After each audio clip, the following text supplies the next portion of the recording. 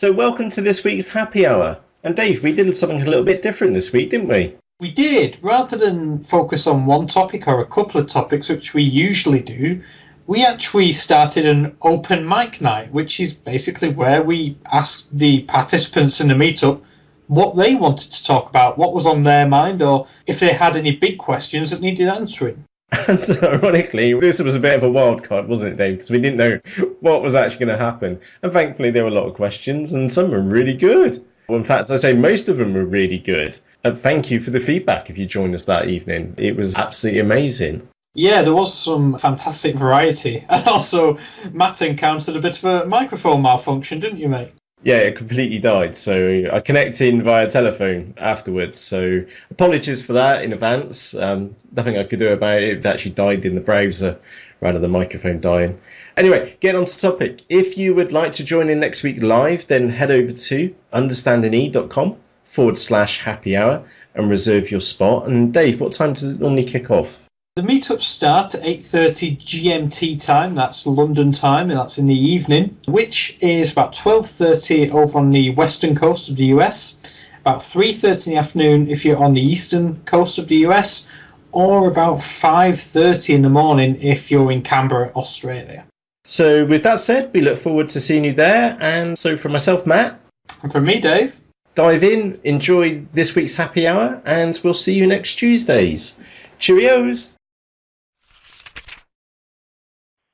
While that's doing that, the happy hour from last week hasn't been publicised yet.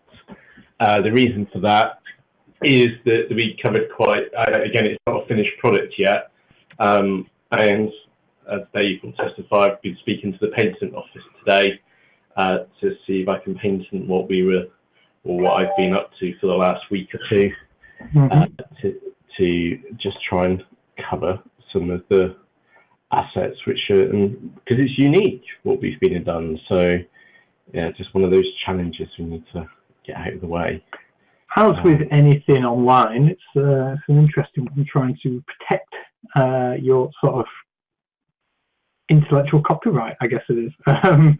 So, because I know you might have had this before with a couple of the widgets that, they've been ripped off, to put it nicely. Yeah, indeed. So this time we're going a slightly different route. Like anything online, it's never quick. Like anything to do with that kind of level, it's not very quick at all. So yeah, we're talking 2 to 3 years, which is apparently the norm. Anyway, moving on tonight. So first off, thank yous, Howard, John. Thank you for joining us this evening. Mark, Maria, Richard, Simon, Steve, and Steve. Thank you for joining all the Steves this evening. And again, I can see the number of people which are in here and the count online. There's quite a disparity between the two. So I'm guessing some more are connecting at the moment as well. So same as always, thank you for joining us this evening. It's live. I'm Matt. And I'm Dave. Indeed. So the agenda for tonight is that we are going to be doing the same introductions and housekeeping as per normal on the left-hand side. So if you're new to us joining us this evening, there's a chat box on the left-hand side. It is a public chat, and we will be asking you to abuse it this evening. We've got one house rule, which we'll cover in a few moments' time. Today's topic is it's going to be an open mic night. So we're going to be asking you what you're struggling with and see how we can help. And again, it doesn't just have to be related to Magento and M2E Pro. We're opening the doors to anything, hence the suggestion of looking down the rabbit hole and see how far it goes. Okay. Anything medical, probably best consulting your doctor. Yes. Not me on that. Indeed. And there was one a little bit for any other business as well, which was that if you're not already subscribed to the UnderstandingE YouTube channel, we think you're missing out, because there's been quite a few ad hoc forum replies in there which have helped out. That's like recently Cliff, the one tutorial which we did for the blocks, how to disable or find a block in Magento, or a template file in Magento, should I say. extremely valuable. And again, it works for any template file in Magento if you did want to change your theme or any part of your theme as well. So that one's been extremely valuable. I know that I've used it at least a dozen times already. So we'll point another one of my favourites, Matt, is the one that we did just last week on bundles for selling onto multiple Amazon products. That was really cool. Yeah, really cool. So that was just setting up separate SKUs using bundles which exist in Magento kits, as you may know them, so that you can sell the same product many times on Amazon. But of course, because it's a separate product in Magento, is that you can have number one, a separate ASIN. You can also have separate pricing, completely separate details. And the thing is because it's a bundle, or as a kit, as you may know them, is that you put one of those products, one of the original products, into that bundle, so that when it sells, the stock levels come back true. Amazon excited me until I found how much it would cost me. So Steve, hold that one in mind, because I'm curious on that one. And anyway, so YouTube will point that out afterward, near the end. Okay, so our house rule, Dave. Exactly, same as always. If anyone new is joining us, it's really simple. There is no such thing as a daft question if you don't know the answer. So we basically don't want you to be scared of asking a question, even if you think it's stupid or really obvious. But if you don't know the answer, it's not a stupid question at all. And we'd much rather you ask it than sort of struggle on alone.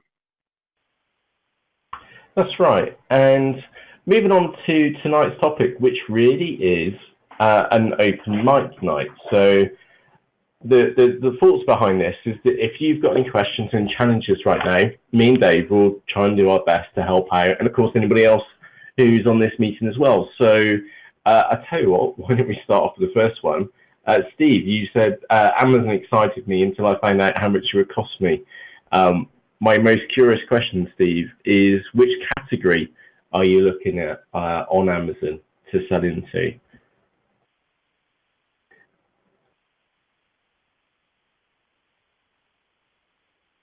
Let me just move that over there. Not sure which it was. All right. And also, which costs is it that you particularly weren't fond of?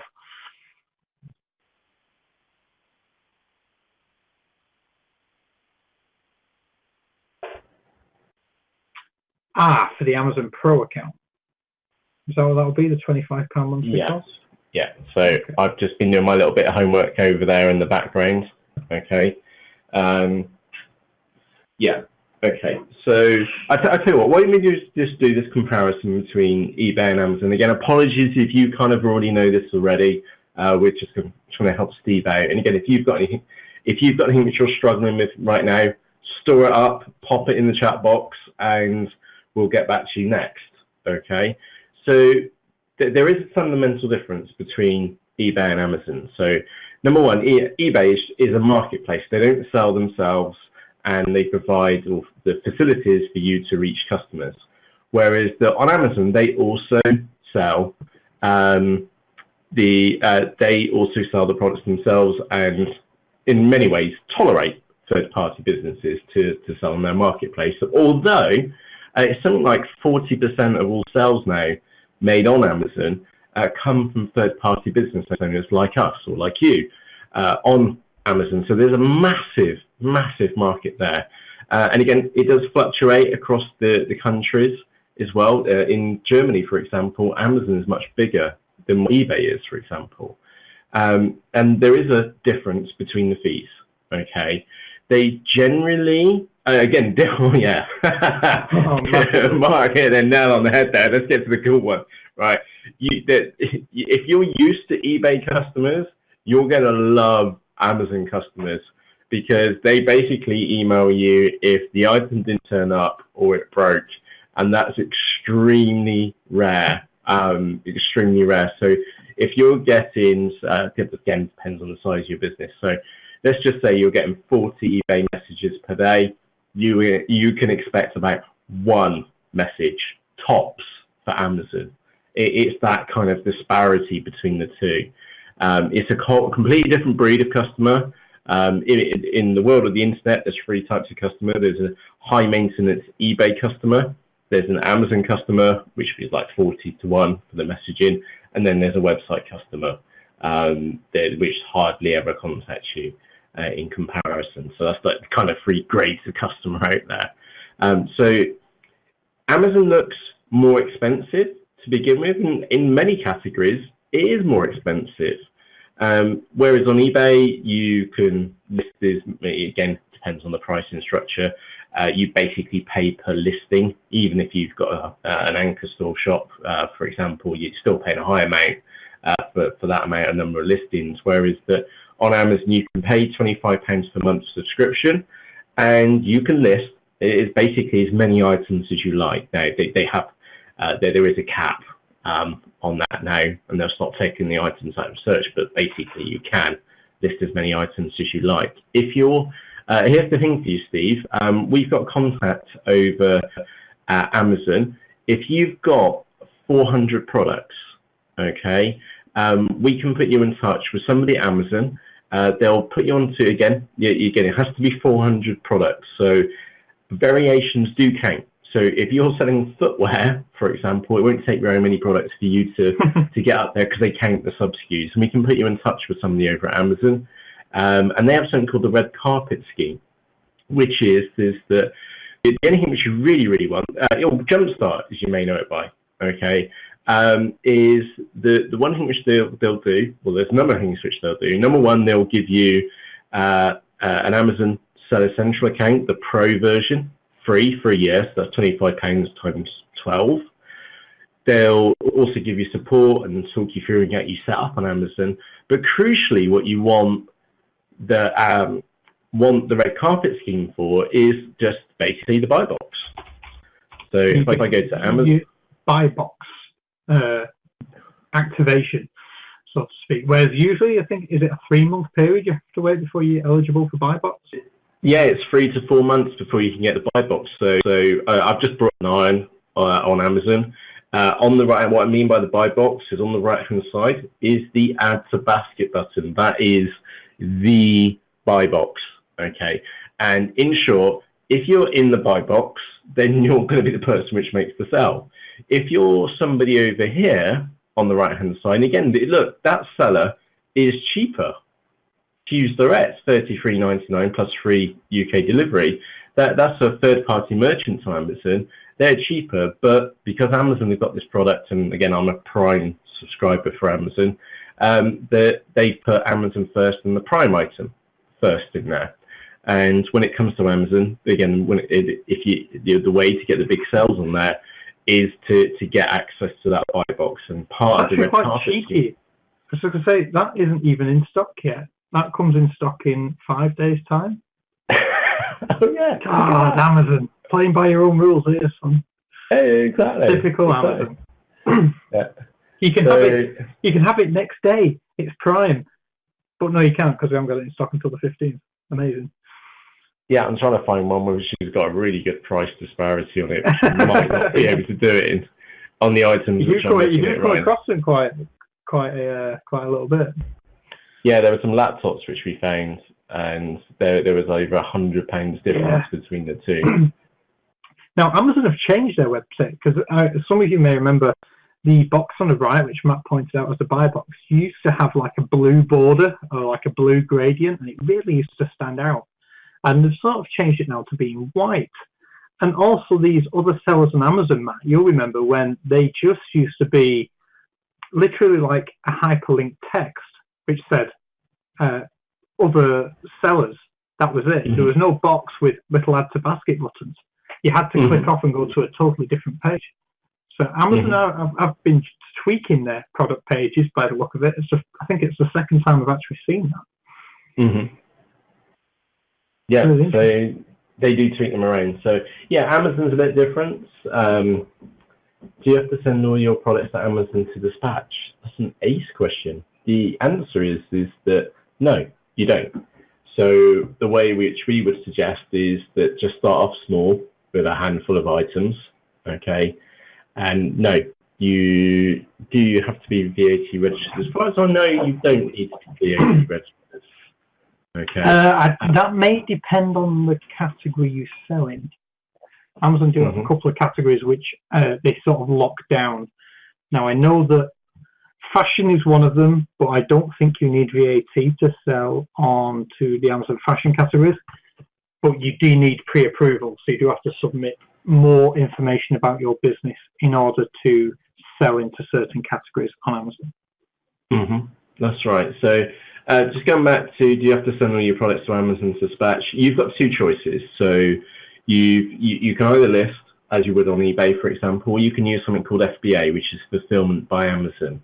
And that's where you send your items to Amazon, and then when me as a customer come in and hit purchase, is that the item will be dispatched from their fulfillment center straight to me. And again, that's one of the reasons why I've got Prime, is because I look for Prime items because I know it will be with me the next day, because I know it's going through the Amazon delivery network, and they're really, really fast. And I've had like 2 items go AWOL in the past 2 years. And again, Dave, was it 2-3 years ago, I ordered a Wii, Nintendo Wii, on the Friday. But we had Christmas on the Monday. I ordered it on Friday, about 15 minutes, 20 minutes before the cut-off on the Friday, and it turned up on the Saturday. So that was pushing Amazon to the limit right there. Buying an item, and that was like the main, that was like Abby's main Christmas present. And you left 15 minutes buffer for that to arrive before Christmas. Amazing. Yeah. Exactly. Now, when you mentioned about used items, Dave, you know this one much better than what I do. Yes, absolutely. Howard is absolutely right. You will not have buy box eligibility if you sell used or refurbished products on the platform form, and that's just the way that Amazon is wired. Amazon. I used to work for a company that sold a lot of refurbished electronics, and they still do. They're still on Amazon. But it was nowhere near as big as eBay was for them. And that's for the main reason that Amazon buyers just assume that everything that they buy is brand new. And if you go to a listing, on some listings you will find it says other options available, and that will give you the option of being used and refurbished.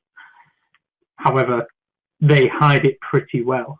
You're probably not going to find used or refurbished tomato fertilizer, but so if you sell new products, Amazon's going to be fantastic for you. And if you can get on Jumpstart or onto Red Carpet Scheme, you basically saves 3 months worth of sort of building up slowly.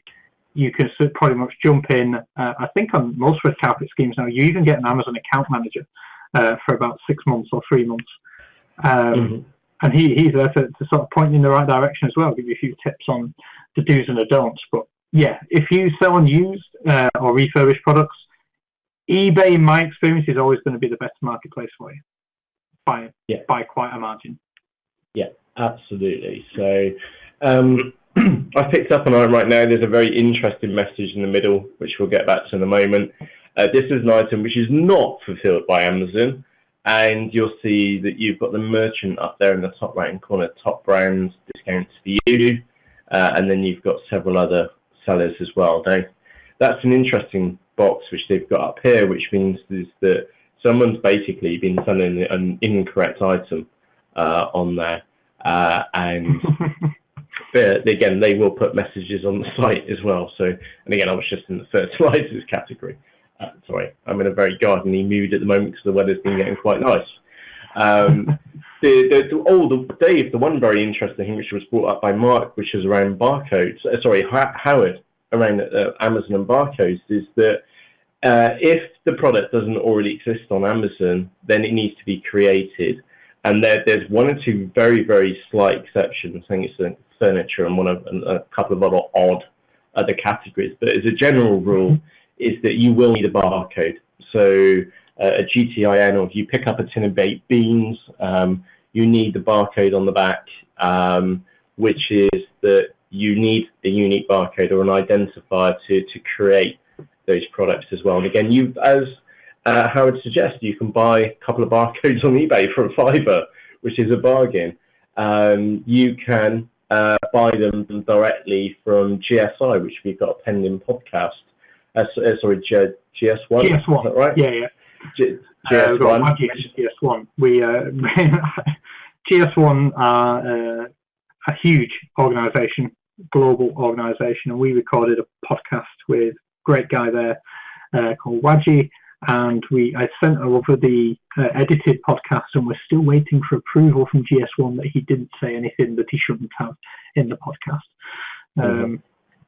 As is the nature with these multinational, huge organisations. And GS1 is totally non-for-profit as well. It's government, almost like an intergovernmental organisation. Well, as Wadji mentioned, they're the custodians of the standard of barcodes, in short, or GTINs. And again, that will make more sense once you hear. How much is GS1? £125 sign-up fee. That's to join, and then its next first year is £125 again. And a note on that, they will give you a silly amount of barcodes. I mean, we're talking thousands. Yeah. Which I can never remember where it is on here. There it is. Nice find, sir. Yeah, there we go. Yeah, up to £500,000. Joining fee £107. Annual licensing fee £117. So I'm a little bit off. I think there's VAT to be added to that as well, and they'll give you 1,000 unique codes which you can use. And you can get more as well. That's everything as well. Is that don't think you're limited up to 1,000. You can get far more as well. Yeah, there you go.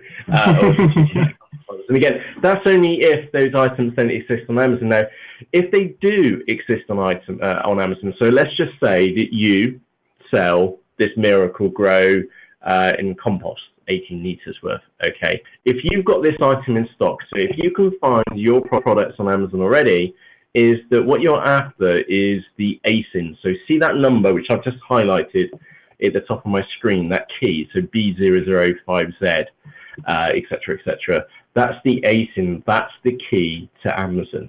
Okay, and it will also be further down the page somewhere as well if it's hiding. Actually, from the right-hand side, it used to be. There you go.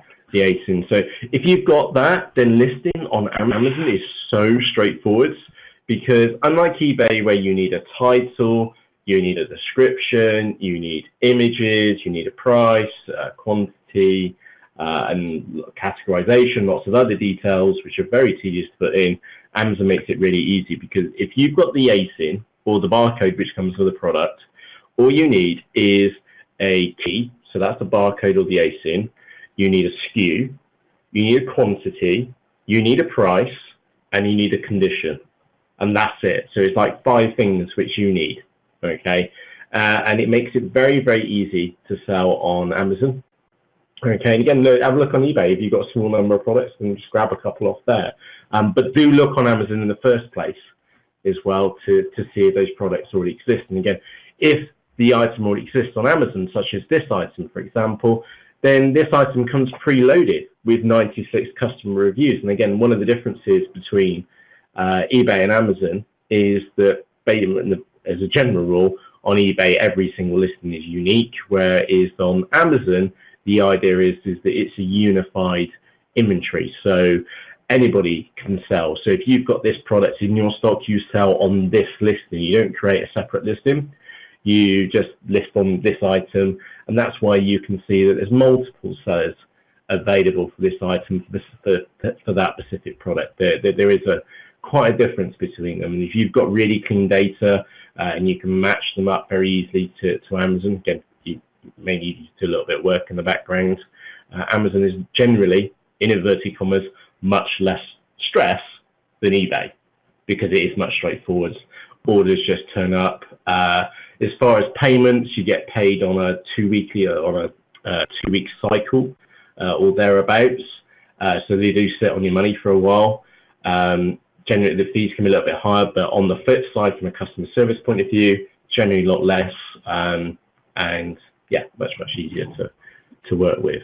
Okay, so I'll just go and looking up the comments which we've got in here. There was the barcodes. Yeah, so as everybody was saying, yeah, go to eBay and find them and just try it out. Yes, you do, Steve. So do you need a unique barcode for a variation? Yes, because it's all separate products. So if you sell a pair of footwear which comes in 8 different sizes, then you need 8 different barcodes, one barcode for each variation product as well. Okay. There's a message in there from Chris.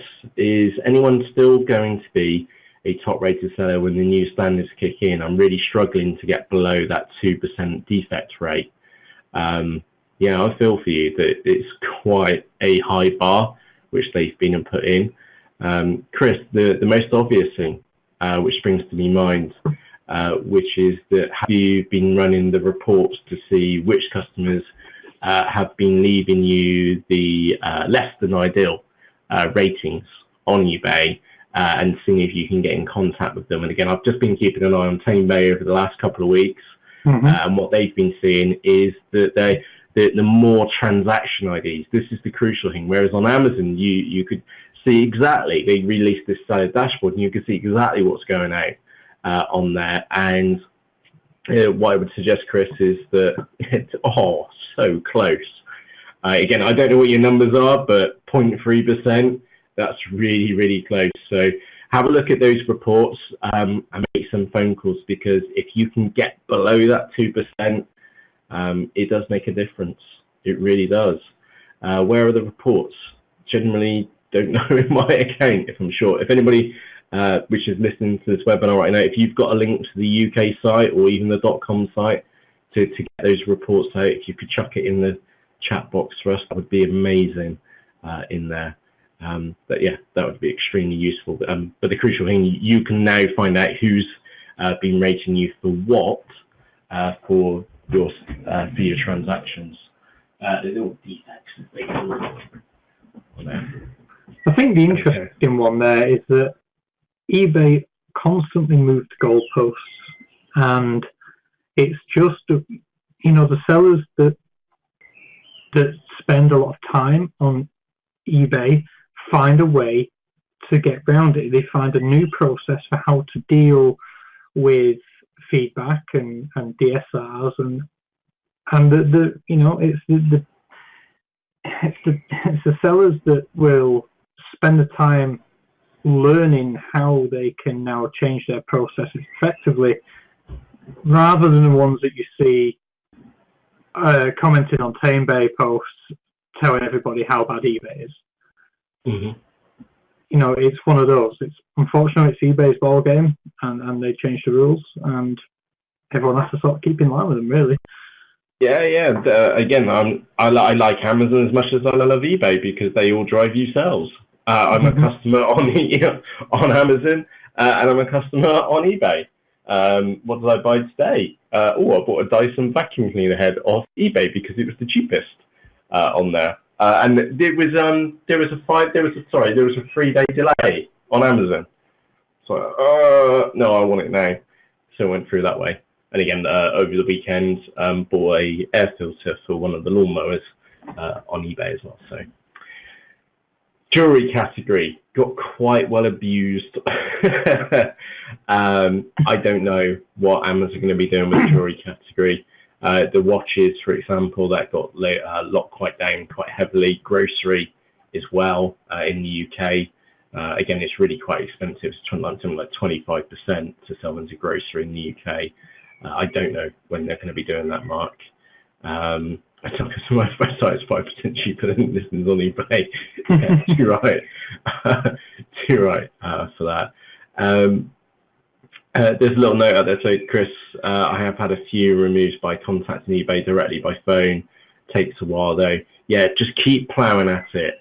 To give you a heads up, like today and yesterday, it's like been like, for me, different scenario, but same frustration. which is that I'm trying to get this gallery working within the eBay listings, and it's so frustrating. It's like I know what you feel like. You're trying to climb this hill, and you're not getting anywhere. Just use brute force at it. Just keep going at it, and you'll get down below that 2.3%. And again, I know it's a struggle, but the goal is that if you can get below there, it really does make a massive difference. Okay, so yeah. I think one of the best pieces of advice I got by an ex, I may have said this before in a meetup, I can't remember, but it was from an old, back in the day when quite a lot of businesses had eBay account managers, and the guy was called Jerry, and he was fantastic, and he left eBay to go and set up a business in Spain and lost contact with him. But he always said to me, he said, Dave, he was an American guy, he was like, Dave, eBay is just a numbers game. Yes, to become a top-rated seller when it just come out, it's just a numbers game. So have you got anything that is really cheap for you to sell? It can sell cheap, not make a profit, just sell it at cost price, that you can stick in an envelope and that won't go wrong. And sell as many of them as you can.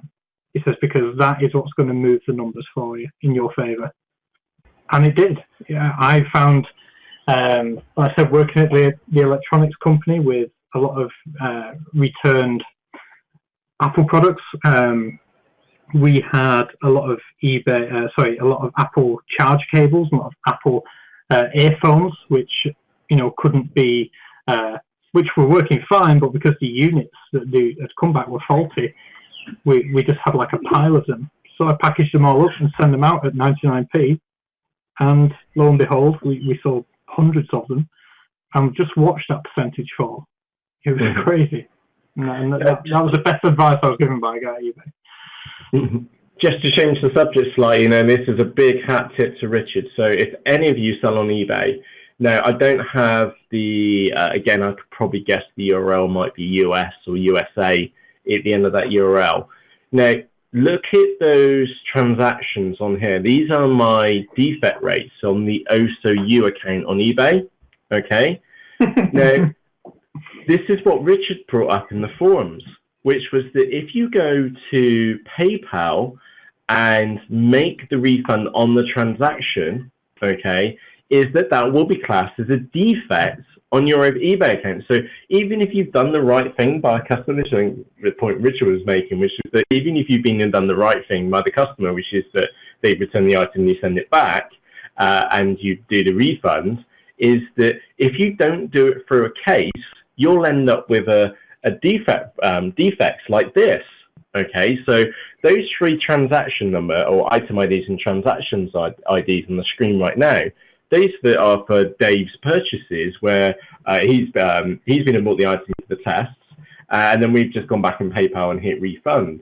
What we should have done is created the cases, and we wouldn't have had those defects on our account. We've got a defects rate of 3. We've sold 3 items, so apparently we've got a 100% defect rate, which looks really bad for us. So there's a massive tip for you there, is that if a customer wants a refund back, get it to go through the cases mechanism on eBay, because it won't count against you, so you won't end up in a position like us, which is that right now we've got 3 crosses on our account, which is that if we ever spoke to eBay rap about that, then we'd have to explain ourselves, whereas that we've just been using test. So Steve, the link is on the bottom of the chat there, so eshopping.promotw.com global seller app /view/UK. Okay, and again, you will need to sign in for that. And if I go back a couple of pages, I did get the link off that there, download a report. Let's see if that link's different. Just open up Photoshop at the same time. Yeah, it's the same link in the background. Okay. So do check that, again, back to Chris as well, do check that report. Okay. So yeah, from our point of view, is that if we did do ours, then ours would be really kind of straightforward. I had a phone call from eBay about your selling habits. Yes, indeed, and it's because the cancel transaction because Yeah. we made the refunds back in PayPal. Okay. So just going back up to the questions which we've got on here. We got one. We missed one right at the top from Maria, which says on eBay. Yeah, on eBay and Amazon, do you offer free postage or charge for posting? I can't decide which is the better option. Now, this is an age-old question, this, isn't it? It's been around a long time. I've seen some really big businesses spend a lot of time and effort trying to find the perfect formula. The simple answer, from my point of view, is if you can offer free shipping, then do. If you can't, then from what I've seen in my experience, it's better to try and incorporate the shipping price into the item price and still offer free shipping. Purely because eBay will give you, especially on eBay will give you a bit of a boost in their best match algorithm if you offer free shipping. If you can do free and fast shipping, even better. And most people, it will largely be a factor for a lot of people. Nobody likes to pay for shipping purely because it isn't a physical thing. As daft as it sounds, there's nothing tangible at the end of it for them to see that they've spent the money on, other than the fact that they've got their product from an unknown location. So yeah, in my experience, free shipping does tend to work better. Yeah, it does indeed. But the one saving grace is that, again, I've come back to this tab for this tomato plant food, is the one thing to know is that Amazon do sort them by price. Okay, so it does work out that that's the cheaper item plus the postage. Okay, it does order them on the right hand side, and if I go on that tab there, excuse me, is that it will order them by price. Okay, so there's £11.64. So that was like £12, whatever. It's still cheaper than £13.58. And then £9.99 plus £3.60. It does order them by price. So technically, it doesn't make much difference again, because if it does work out that, Maria, you are cheaper on your listings on Amazon, then you will naturally find yourself at the top anyway. From my point of view, from me as a Amazon customer, I know that I'm paying shipping anyway, but I tell you what, let me just go and add this item to my basket. And apologies for whatever I've got in my checkout right now. Oh yeah, look, that was me. It was an add-on item, so I had to spend over £10 to get it. That was the reason why I couldn't have it. And I'm just going to sign in.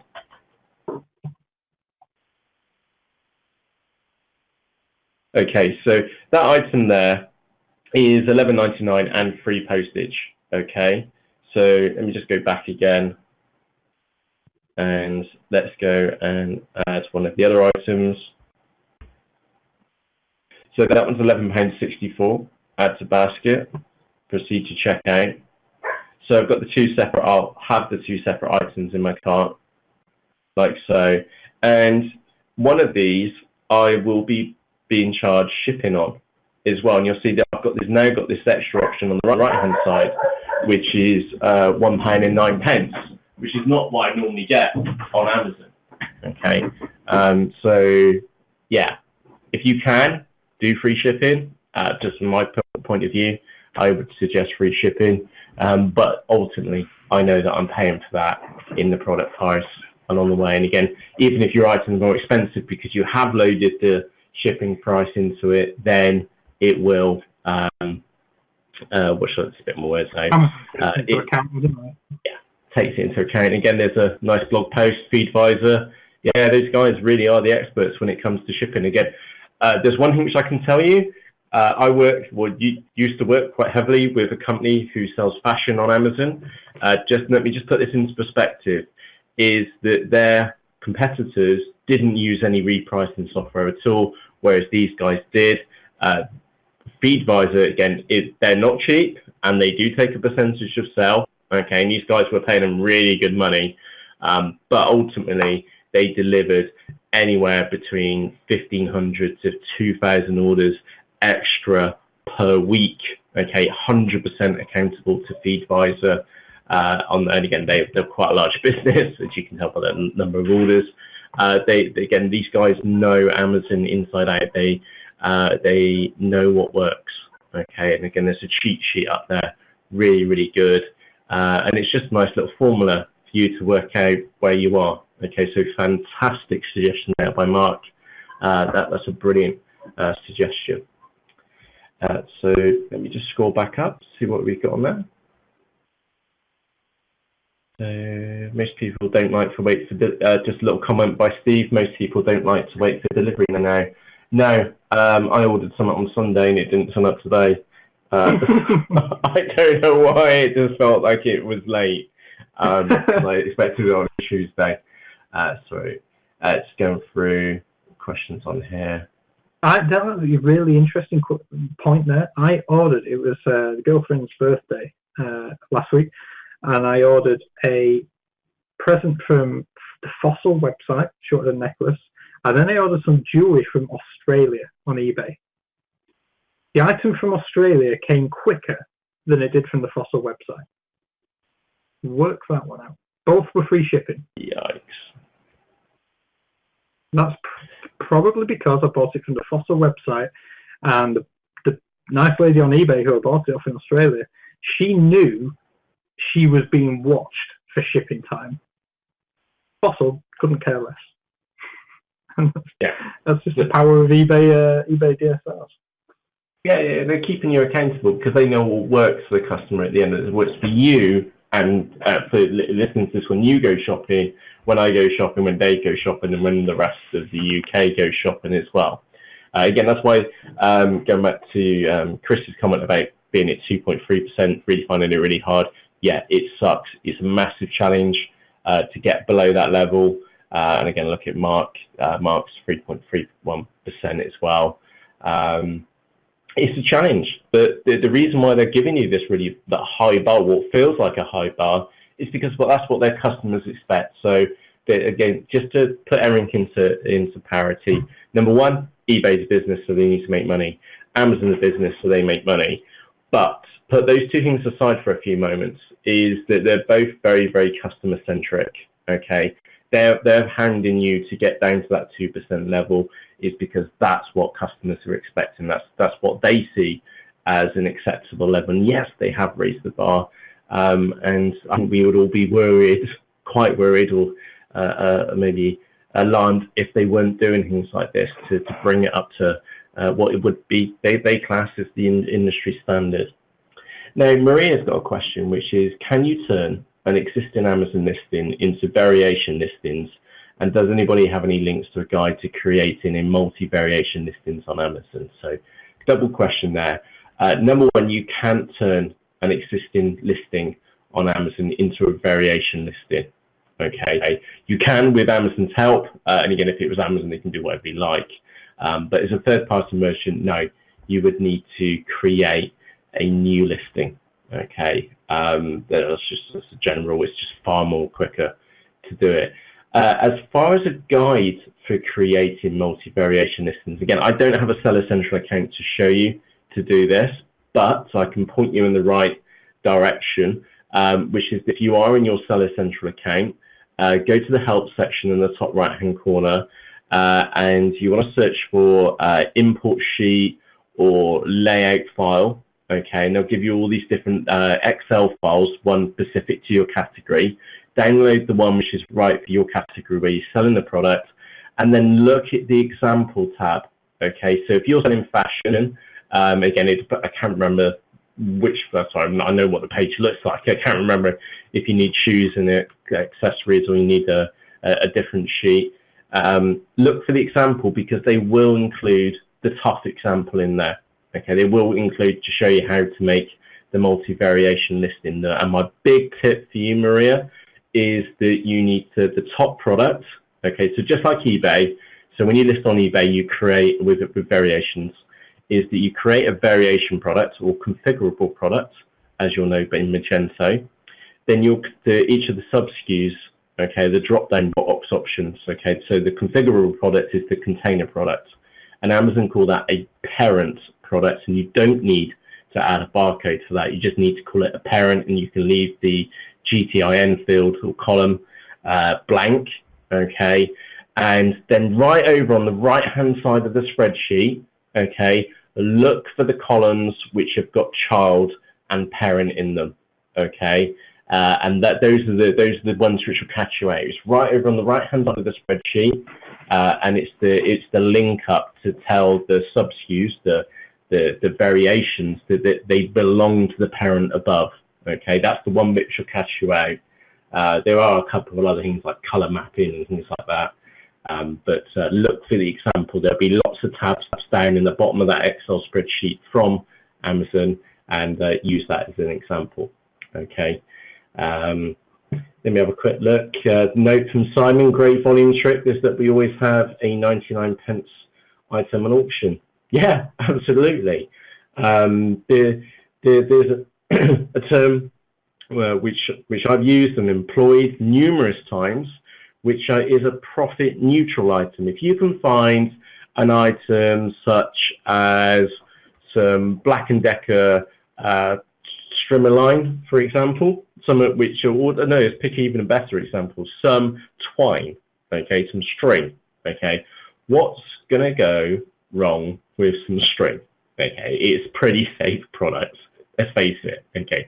Worst case, it can get lost in the mail, okay. And if it got lost in the mail, you just send them along because you don't care because it was only £2.30, okay. And my point for that, look for items like that, which you've probably got access to within your network of suppliers, which it's not about making money, it's about buffering your business. Okay, so that if your average sale price is maybe 30 or more pounds or dollars per month, is that if you can buffer out with these low value, very, very low risk items, the items which you just don't care about, because if it goes AWOL, you just send them another one. And just say sorry, etc., etc. They're very low risk, and the thing is that will buffer your account so that you're not getting you're not hitting. When you do receive a defect, whatever that reason may be, is that it won't hurt so much because you've just been and buffered it out with 100 orders over the month for some twine. Okay, so the word which I use, or the term which I call that, is profit neutral. The goal is not to make money on it. The goal is to protect your bum from stats. Okay, you're basically tweaking the stats on both of the marketplaces in your favour, because when something does go wrong, again, we're realistic, something will go wrong sooner or later. With one of your main core lines, is just use the profit neutral items just to buffer your business so it doesn't hurt. So it's very hard. Well, it makes it more difficult for you to go above the 2% or whatever the threshold is for the item. So yeah, great point there, Simon. Really, really good. And again, a little note there from Mark. Amazon requires a parent listing with children under it. So what he means by that is in the Excel spreadsheet, put the parent at the top and then put the configurable items below. So if you're used to using Magme, excuse me, it's the complete reverse. You put the parent products at the bottom of the Magme, then it will auto match, whereas on Amazon you need to put the parent at the top. Bit for funky for it. So little note there. eBay said yesterday that it doesn't affect the defects. I presume that's for the defects which we had a few moments ago. What reports? Just going down. Sorry, I'm just working back my way down the chat box. I ordered something from China 2 months ago that was free shipping, and I'm still waiting. Ouch. Okay. Yeah. Again, this is. Go on. Sorry. Sorry. Can I go from a vendor first? Yeah, you go for it, mate. You go for it. All right. Let me go from a quick vendor. Okay. All right. Chinese sellers. Okay. If they're shipping from Hong Kong, okay, you still have a massive advantage over them. Okay. Yes, they may be cheaper. Okay, but they still have that problem of being able to deliver the item from the other side of the world into the UK. And again, even if their government, which it has got involved in with the shipping costs okay, making it cheap as possible for them to fulfill internationally. But you've still got the time lag for it. Again, we were discussing earlier is that when I buy something, I want it tomorrow. And if it's not here tomorrow, then it's classed as late. So if you order from China, and even if it took 4 days, that's still late by miles. And again, it's China. Always remember that. They are getting smarter now. They are using bonded warehousing. So that's where they'll import the products into the UK, put it in a bonded warehouse, and then only pay the tax when they take it out of the warehouse to then ship. There's some very clever things which you can do around that. Again, been involved in that in the background as well. Only at a very high level, I hasten to add. But the principles of it are very, very interesting if you can do something like that. And again, there's specialized companies which can help you as well. Richard, we have free profit neutral items which generate 200 sales per month. Yeah. So if you're only selling a couple of hundred items and you put an extra 200 items into your stats, when you do, because we all will get a slap from eBay or Amazon at some point in the time, it will lessen that impact. And sorry, Dave, you were going to say. Yeah, we have a question from Steve, which was, can Magento/M3 Pro be set up to charge different prices on Amazon, eBay, Google, etc.? Right, so that's a great question. Let me just go on a slight tangent first, just to put some things into perspective. So on eBay and then Magento and M3 Pro, you can set the shipping price, whereas on Amazon is that you set your shipping prices, again, as a general rule, in inverted commas, as a global rule. And that's what I would strongly suggest. Try and keep it really simple. And you set your shipping prices directly on Amazon as like a global setting for all of your products. Okay. Again, you can override them at a per SKU basis, but like anything, try and keep it simple as you can. So going back to the question, can you have different prices for the different sales channels? Categorically, yes. The easiest way of doing this, create a new attribute in Magento. So call it at ATT underscore Amazon price, ATT underscore eBay price. Just keep the normal price. By the way, when it comes to Magento, just use the standard price field for Magento for the website. Don't do it when it comes to the Magento website. It's built, everything in Magento is built just to use that price attribute. Okay, and then if you want different pricing for different sales channels, create separate attributes in Magento, set them up as price. Give me a second. I need to take that off my screen to sign in. Just thinking, Matt, out loud, how much of a good problem that is, because you remember like a year ago and longer, Amazon's price parity agreement would properly lock you down so that basically whatever price that you sold, it had to be the cheapest on Amazon. You couldn't offer it cheaper anywhere else, even on your own website. Thankfully, that's now gone, but that was definitely a restrictive I'm not sure entirely legal part of Amazon's terms and conditions. Yeah, that's right. So, by the way, I've just nipped across to Magento. I've come into Catalog, Attributes, and Manage Attributes. I click Create Attribute in the top right-hand corner. I've created the attribute code ATT underscore price, and then underscored Amazon. Change the Catalog input price, type the owner to price, and it will make it into a global attribute. And again, this is why I'm saying a separate attribute, because that's what Magento does with price attributes. Give it a label, so Amazon price, like so. Save the attribute, and the crucial step, which always caught me out so many times before, is that remember to add that attribute to your attribute set. So we're going to default. We'll see that we've got it over there on the right hand side. Where's my price? Let me drop that in there.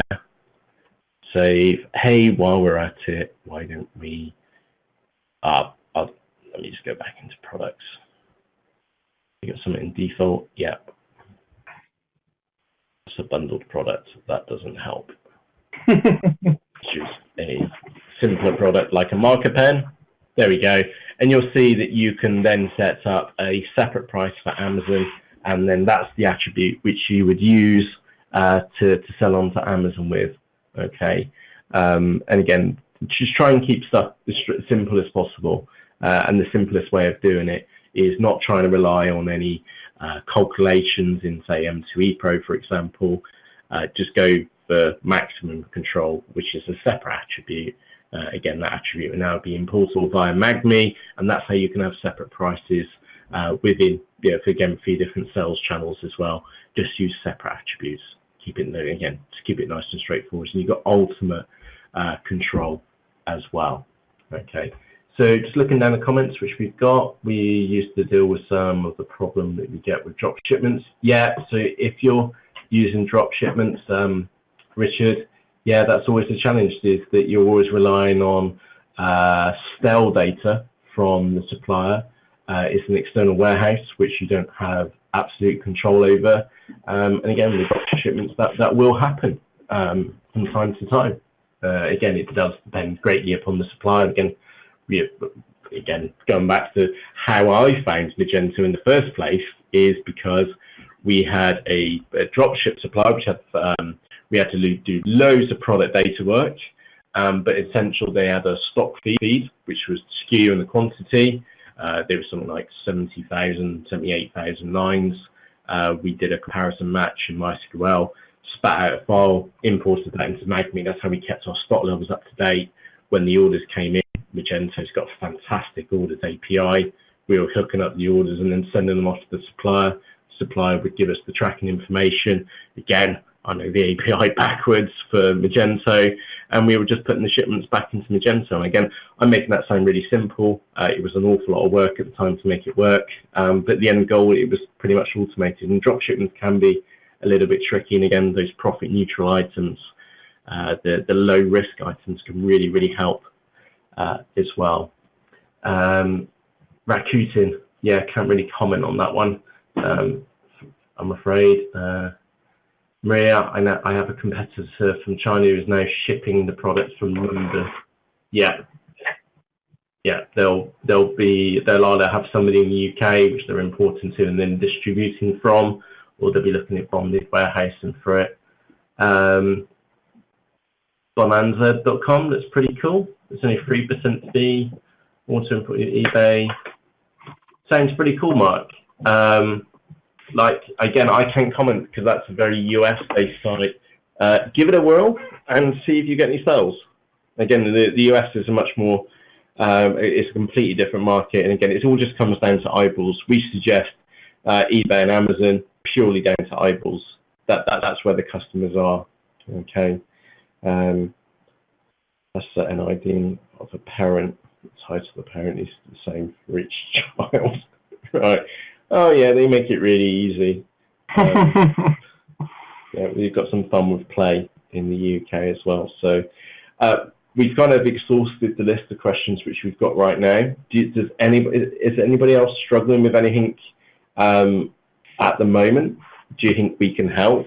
Again, we're going to be here for another quarter of an hour or so. If we can, we will do. Dale, to answer your question, it's doing my tree. It's my honest answer to that. I've got a problem with the gallery. It has to go in a specific way, and I can't make it work at the moment. It's driving me nuts. But I will crack it, and it's all down to the mobile phones. Okay, the gallery. Again, I've tried 3 different galleries, 3 different methods. I've got one last method to try. And again, remember, this is me representing you and your business through these listing templates. Okay, so I have to be 100% sure that it's going to deliver that image gallery into your listings via the template builder. So it's not from lack of trying. I'm just trying every avenue which I can to get that gallery in. I'm sure I'm going to look back at this week and go, wow, that was a nightmare week. And I'm glad it's over on Friday. But I will nail it. Okay, by hook or by crook, I will get the data in. Again, I've been using the debugging tools, remote debugging tools to work inside the eBay apps on the phones as well. That it's proven to be a real big challenge. But number one, I'm on it. And in fact, I've had enough of coding for today. I won't be doing any more on it tonight. But tomorrow morning, 5 o'clock, I will be starting bright-eyed and bushy-tailed on it again. All right. So, what other questions we got, Dave? We just had one from a flurry come in. How would I go about finding a partner with Amazon US jewelry approval through which I could work with as a business partner to sell through? In exchange, I have experience working the CSV fees with variations to offer. We are 99.9% on eBay as Paradise Jewelry 786. Blah, blah, blah, blah. That's from Mark Roman. I guess right, what would I do? Yeah, this is the only way that I could think of doing it. It's just to brute force it. Brute force it. I would go and find the biggest seller, which is on there, or the second biggest, or the third biggest. It depends how confident you feel. Because if you really want the big seller to do it for you, then go for the third or fourth, because they're going to be much easier to speak to. If you really, really do want to go in, then get in and find the seller. Okay, so you mentioned the seller on there. Again, I'm not going to mention that because I know this is being recorded. So let me just look that seller up a second.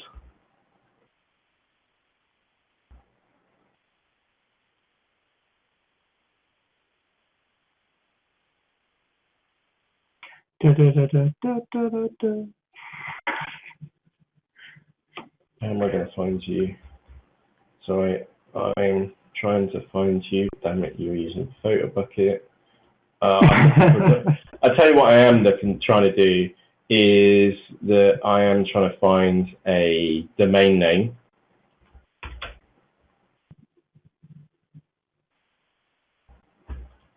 Off one of the images.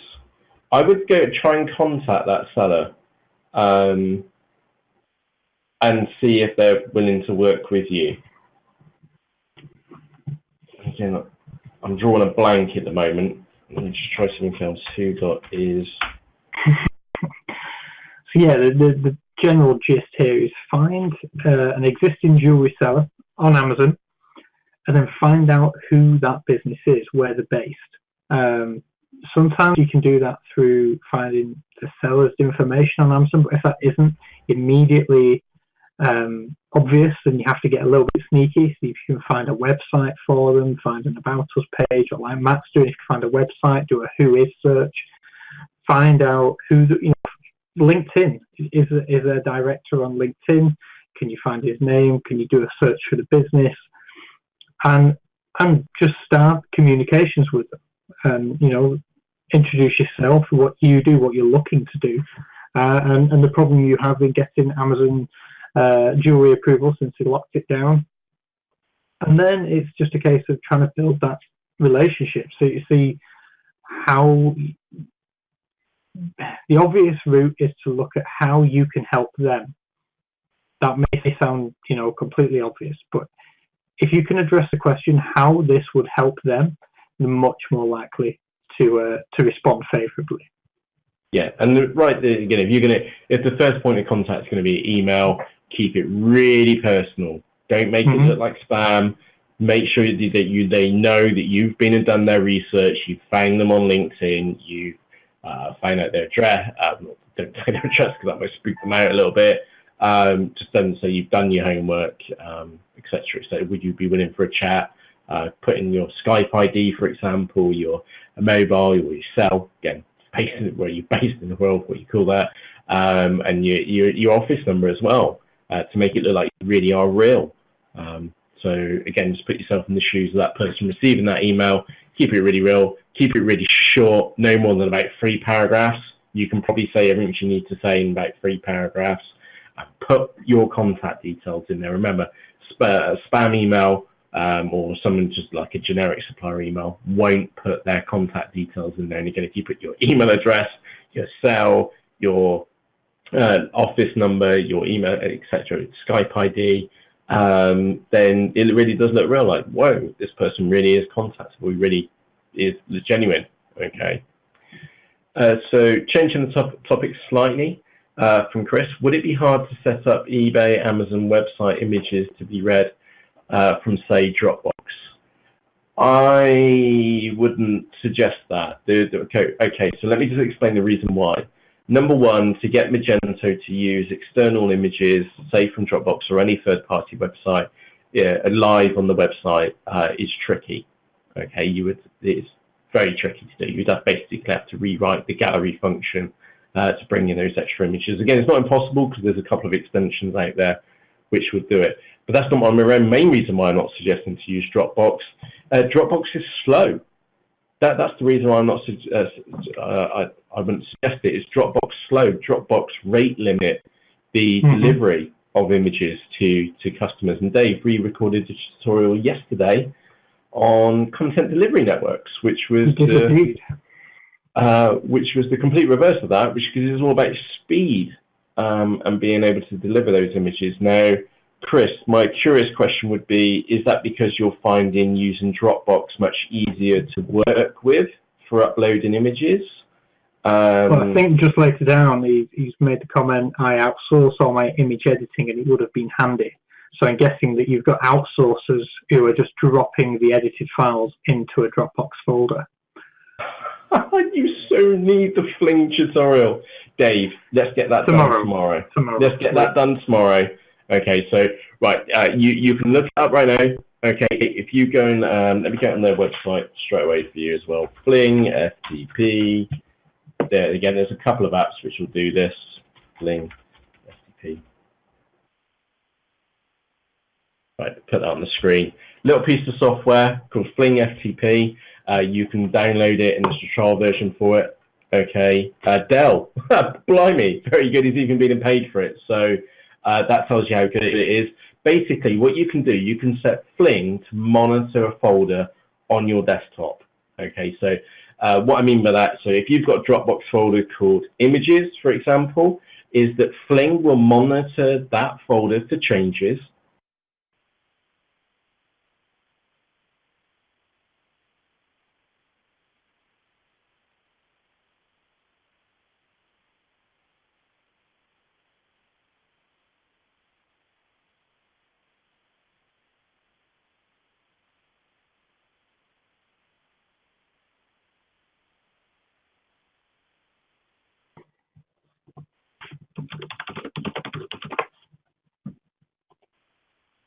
Can you still hear me? Hello? Can anyone hear me? Can't hear Matt. Okay. Did I just break it? Yeah, oh, he's back. We lost you briefly there, sir. Have you gone again?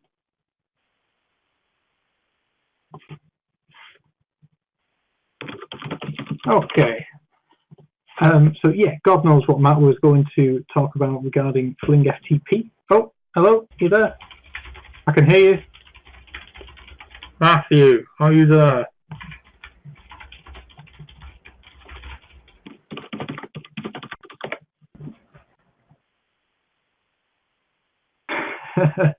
Anyway, yes. Hi there, Dave. Can you hear me now? Yes, we can hear you, sir. You're back. Hello, hello, hello. Oh, we've never had this happen before. So yeah, anyway, Fling FTP basically works very similar to the FTP that we used in the guide, such as FileZilla, but instead of you actually having to go and click and drag the files into your FTP account, Fling actually does all that for you. And as you can see, the little screenshot there, you can just fling it, and that would, you can set a folder to automatically upload anything to your server account, and it's fantastic. And as Matt said, that has been on our to-do list for a while, and we will make sure that gets done tomorrow. On a separate note, as you may have heard Matt say a moment ago regarding CDNs, we did record the CDN guide yesterday. That is with the editor, and as soon as that is back, that will go into the supplementary section on the supplementary course on the UnderstandingE website. So we've got CDN coming up as well. Well, I'm sorry, scrolling up after the loss of Matt. Outsource images, CDN's what you want. Yes, Richard, you're spot on there. CDN would help, as would Fling. So yeah, we'll actually, who was it who was asking about Fling? Chris, if you can drop a comment for us into the forums, as soon as we have the Fling guide ready, we'll post it in there, and you'll be able to see it. So the source book you can use. Howard, yeah, I mean, that's probably quite an interesting one. For Mark, regarding your jewelry sellers, could you search in Terapeak if you have sellers? Obviously, I've not personally used Terapeak for an Amazon yet. I know it's they have it in beta. I'm not sure if it's still in beta or not, but yeah, that could be a fantastic way to find out who's selling jewelry on Amazon and contact them that way. It might be an easy way to find out the names. Paul asked, on CDNs, how do different companies who offer it vary? I use Cloudflare. Are the paid ones worth the upgrade? To be honest, Paul, we've recently been using MaxCDN as our content delivery network. We use it on the site ourselves, and that's the one that we created the guide with yesterday.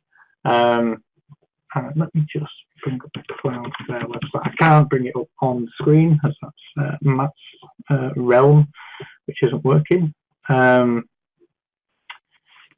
Cloudflare is free, has a free option.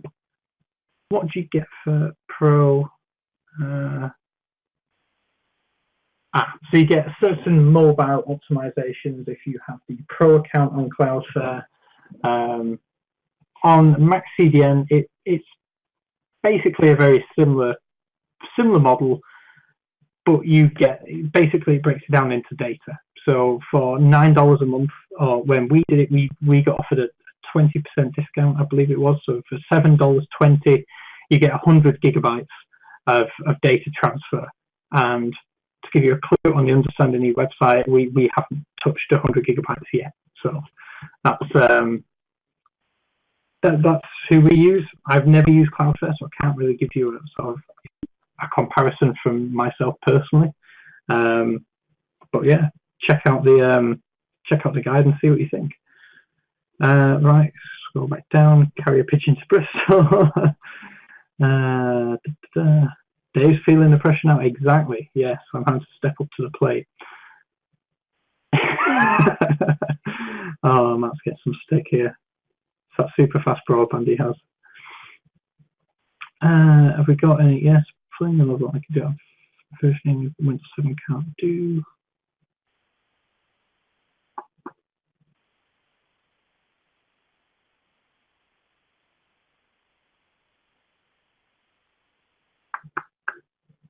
Okay, so we've got a question from Steve. Can anyone point me in the right direction to find a neutral profit item?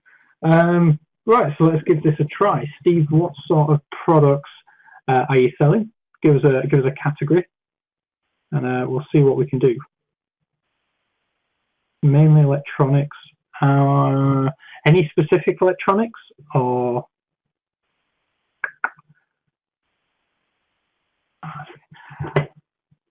I'm not being ignorant, Steve. It's just we have 3 Steves, and I'm never sure which one it is that's commenting, as you're all Steve from the UK. So let's take a look. So yeah, like some of the guys have said, it's Huddersfield Steve. It's Yorkshire Steve. Okay, so this is like really like almost like component level electronics. So what about solder reel? Is that an option? I imagine that's pretty cheap to come by. Pretty, again, really can't go wrong with it. Comes pretty easy to sell. What else have we got? I mean, you've got, it is a lot of microchips and that sort of stuff. So solder reel is a good possibility because chances are people are going to be sort of creating their own circuit boards and things. That could go quite well. Problem with cheap, they are cheaper in the pound shops. If that's the case, Steve, then bundle it. If you've got a product which is cheaper than 99p, sell 2 of them, sell them in packs of 2 or 5, and try and get around it that way. Chances are, if you've got an electronics enthusiast who's going to be paying, who's going to be looking to buy things on eBay, he's going to be willing to pay £1, and chances are he's going to be happy to use keep solder reel or something of that nature in his garage, in his shed. And yeah, exactly. Not everyone's got time to go to the pound shop. He might just want to get it delivered to. He might be at work, want to get it delivered home. Yeah, exactly. Richard, your profit neutral items are $10 with shipping. It's all relative as to what your audience is likely to buy. So there's no point in you selling string, Steve, because yeah, exactly. It all comes back to the customer. String isn't going to hold together a circuit board that well. So you do need to think, right, what is relevant? It could be, soldering iron tips. Could be anything along those lines. I see that you've got USB cables. You could do USB adapters or male-female adapters, little things like that. Yeah, exactly. Anything. If you can get something that will fit in an envelope, you're laughing. Yeah, and anything that is consumable. Oh, that's a great idea, Howard. Because I've heard of Raspberry Pi, and I've seen lots of blog posts about the cool things that you can do with it. But yeah, could you sell an info booklet about how to do certain things with Raspberry Pi, how to use some of the features, how to program it to do certain things? I imagine that would be a pretty cool upsell, especially for those people who are beginners. Dave, just checking if you can hear me. I can hear you, sir. Dave, so apologies, the microphone's just given up on the computer. So instead, I've just dialed in via Skype instead. So apologies if the voice is slightly different, and sorry for disappearing there for a few moments. Daft question, can you still see my screen? Yes, we can. We can see you've got some holes on there. And, yeah, I've just gone into the hand.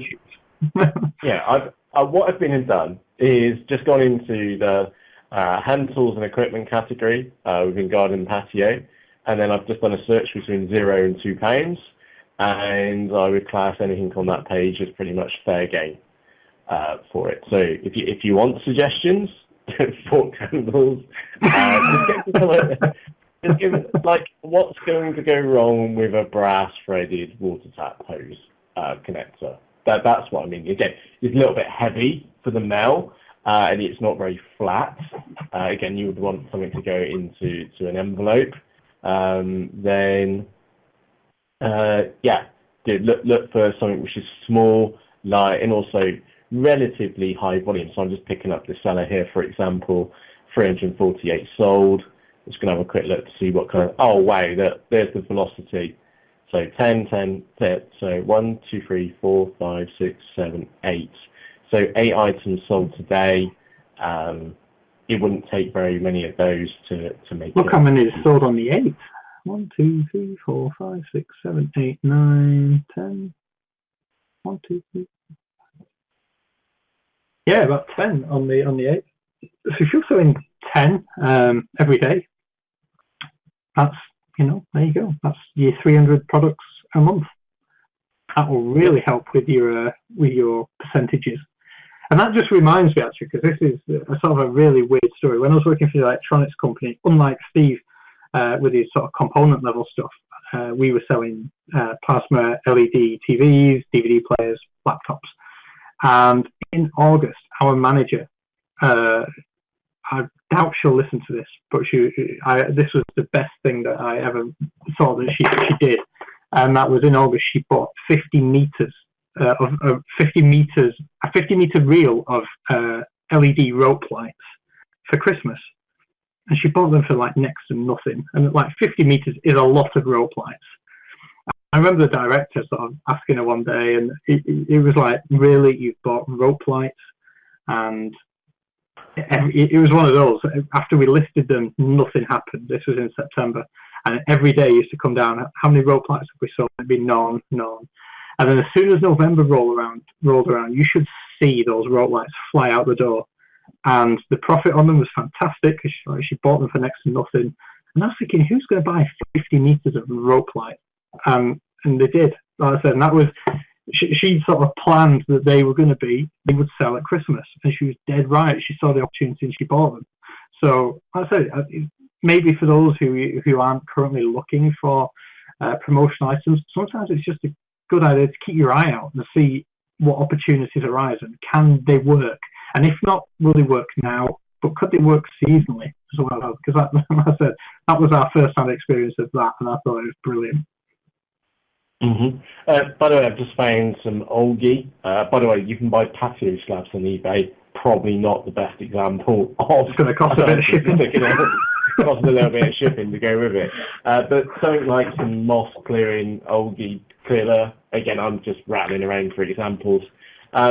Again, they got sold as special offers in there, but they're getting through a decent number. Again, because consistency, and if you look over the period, and again, I'm not worried about the price. What I'm looking after is looking at the number of sales, and if you pick on May, there is a decent number of sales on that product.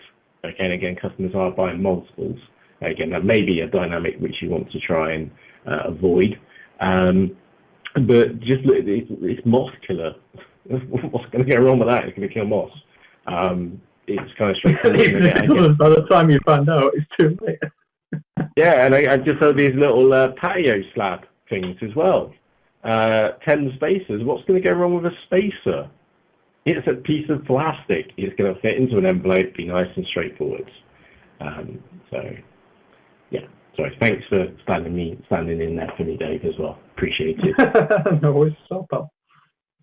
Okay. So we have been talking for well over an hour, so let's call it a night now, if that's okay. If you do have any other questions, remember that house rule. There's no such thing as a without question. If you don't know the answer, going back to what we were discussing earlier, please let us know. That's what the forums are there. Again, apologies that I've not been in the forums as much as what I've been used to. Tutorials this week, yeah, we've got a CDN one which we're going to drop out. We will get the fling recorded tomorrow as well. And yes, Steve and Ian is a barcode. Okay, the barcodes come by lots of different names, GTINs, ISBNs. It's just a set of numbers with a pretty picture. Okay, 13 digits long. That's all you need to remember. Okay, that's an Ian. Okay. Let me have a quick look. UnderstandingE. YouTube. While Matt's doing that, I'll run quickly through any of the business. Yes, YouTube for any of the forum questions or the ad hoc videos. Matt's gone and found it. You can subscribe to our UnderstandingE account on YouTube. And basically, like I say, you can see what's on there. Matt says, have you created playlists, Matt, there for us, which have grouped nicely? Separate playlists. Yeah, the M2E Pro. So when you go onto the channel, just down here, M2E Pro forums, questions and answers. By the way, there's a subscribe button on the right-hand side. Okay, and that's how YouTube will notify you of the latest ones. Again, what we're doing is that we're putting the video in to this playlist and into the forums post where it came from. So there's quite a chance that you may have missed some of these. And some of them are really, really useful. So if I just quickly jump in there for a moment, there's 17 videos in there right now. Okay, so images not swapping for variation listings, how to enable LED navigation for specific attributes. What was the last one she put in there? Oh, yeah, that was the one at the bottom. That was in for Cliff a couple of days ago. How to create a custom export from Magento. Okay, nice and straightforward. And again, I do go over it. We could have just wrapped it up into like 2 minutes, but I wanted to point out the extra settings while we were in there as well. So there's a collection of ad hoc questions in there as well. Again, like error for value, blank for item title. There's just a couple of things which it could be, and I go through them as well. And no microphones in those, unfortunately. Again, it's not my mic, it's the browser which has gone wrong for that. So yeah, have a look. There's a collection of other tutorials on there as well. Some of them you've probably already seen before, but it's the forms and questions and answers that you want to really look out for, because that's the ones which you may already be missing. Okay, and I'll put that as the exit URL at the end as well. Sorry, Dave, you were saying 6-month review podcast, weren't you? Yes, so we have that as well, and that will be live tomorrow. It'll be in the podcast section, and this is we mentioned it last week that we were going to get it done. We did get it done. I think it was a long one. It was about an hour or so, maybe just over an hour long. And it's basically me and Matt, we sit down, we look at what we've achieved in 6 months being live as UnderstandingE, what we've learned and what we've struggled with, and also what we have coming up over the next 6 months to, and beyond, and what we're hoping to achieve, and all that fun stuff. So if this is us once again sharing the journey of UnderstandingE, which is something that we've always tried to set out to do. So for anyone that is interested, that will be out live tomorrow. Dead easy listening. It's just like me and Matt sat in your office, bothering you, talking at you while we're there. So yeah, that's pretty much it for any other business today. And I've seen Simon. Sorry to bug you about the export my listings, please. Poor Matt has had his head stuck in code all week with his responsive template builder, not playing ball. Isn't that right, mate? Yeah, that's right. Let me crack this image gallery. Okay, it's not Dell. It's not your fault at all. Again, it's my responsibility to you, because you're using it to ensure that it works, and it is. Yeah. No, I really do. Let me just stress that I really do appreciate the feedback. I'm looking at my mobile phone right now. Again, it works fine in the Chrome app. In general Chrome, works in every other browser, but just won't work for the eBay apps. There's something really funky going on in the eBay app. I always knew that it was going to be a big challenge in a few places. And again, I hit a very, very big brick wall with the other way, which I was doing. I'm going to do the templates with the eBay apps as well. I've got one route to go, and I'm pretty sure that's going to nail it. So yeah, apologies for that, Dell. I am on it, and I will nail it. Okay, so it is 100% possible, because I've had a prototype working in my mobile phone today inside the eBay app. There's something on outside of it which is stopping it to show. I'm sure it's something really daft. I've just not found the solution to it. So, and by the way, as Dave was saying, the podcast tomorrow is like the story behind UnderstandingE. There's one thing which we've always wanted to do, was to be quite open in what was going on, to prove that we really are human, just like you. We make screw-ups. We get extremely frustrated at times.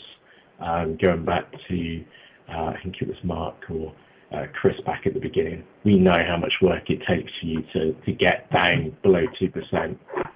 It's a lot of work, a lot of frustration in there. You'll get a nutty customer, and we're there with you. We're going a slightly different tangent to what you're doing with your business, but we do know what you're on about. We're there trying to run a business ourselves, and again, something we want to do is share the story as we go along. So really positive 6 months, I hasten to add. Been absolutely amazing, absolutely blown away, and thank you especially for all of you for your support. It just wouldn't be what it is without you this evening in the forums, in the tutorials, giving your feedback as well. So just to Simon specifically, no, don't ever apologise to bug us to do it. It's just straightforward priorities at the moment. We would love to, we're 6 months in, I would love to have done so much more. And I can personally guarantee you it's not from lack of brute force. And David, at the end of the podcast, would say, what could we, one thing could we have done better, or could have done more? And mine was work harder, but actually now, in hindsight, I've worked pretty damn hard. Yeah, I mean, I cringe every time Matt says that, because if I know for a fact that the one thing that Matt couldn't do more is work harder. It's just the problem. If Matt worked any harder, we would lose him for 2 days of the week because he would just burn out. He'd burn himself out without a doubt. And we both done that before. We both did it. I believe back in January, we'd spent 2 or 3 months working crazy hours building UnderstandingE. And I remember it happened to me one Friday afternoon. I think it got to about 1 o'clock, and I just went, Matt, I'm going to have to go. I turned off everything, and I just went to sleep at 1 o'clock in the afternoon. And I think Matt, you did something very similar a little later on, where we just reached burnout. And now that sounds extreme, and it sounds like maybe melodramatic, but that was the truth. But the truth is that it's better for us to work as hard as we can whilst avoiding burnout, because burnout tends to take us a couple of days to recover, and it just is. It's not worth losing a couple of days. Mm-hmm. Okay. It's what it takes. Yeah, you've got to be able to do it. So, like tonight, we were up on eBay for those profit neutral items. I just gave you a couple of examples. You've got to do your homework in them to find them. But just look for low risk items to do it, and they'll get there. Okay. So, on that note, thank you ever so much for joining us this evening. Like we said last week, I think or the week before, we hope this has been and helped you think about your competitors. Yeah, you've probably maybe sat in front of the sofa, or just chilled out at your desk with your computer, listening to 2 random chats, one from Bristol, one from Manchester. But the point is that you're in there, you're spending the extra hour working on your business, okay?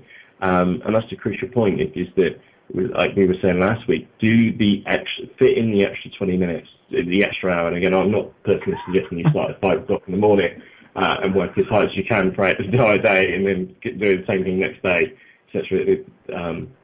That takes a lot of commitment. That's a whole new level. But my point is, do the extra work. So tonight, again, it's 1 minute past 10 here, okay? If you can do 30 minutes extra this evening, and clear your task down, so whatever you've got on the board, or just make a dent in something, find a defect which you can action quite easily, and again, tomorrow will be easier, and that's the goal. Tomorrow will always be easier if you do a little bit extra each day. Okay. So just a quick one I want to throw in there, Matt, is literally like tonight was very ad hoc. We asked you what you wanted to talk to us about. If you have any suggestions for anything you want to talk about in a happy hour, if you want us to discuss a big topic, or if you like this open mic sort of setup where we can literally just talk about anything, let us know in the forums or send us an email. Tell us what you want to know about, and yeah, we'll do it. It's easy as that. Yeah, or spend 30 minutes adding faults to the forum. Yeah, that's brilliant. That's brilliant. Still, the way which I look at it is that if you can give me every single problem or challenge with the template builder, and I can get that nailed, is because that's like a tick, because that means that somebody else doesn't get it. Okay, so tick them off. Okay, let us know, because again, if I can solve every single problem which is known, then I end up with really happy customers. I end up with a happy Dell. I end up with lots of other happy people as well. So please do that. Okay. So on that note, on myself, Matt, have a fantastic morning, afternoon, evening, etc., and we'll catch you on the UnderstandingE site. Exactly. Thank you very much, guys, and we will speak to you soon. Cheerios. Bye-bye. Bye-bye.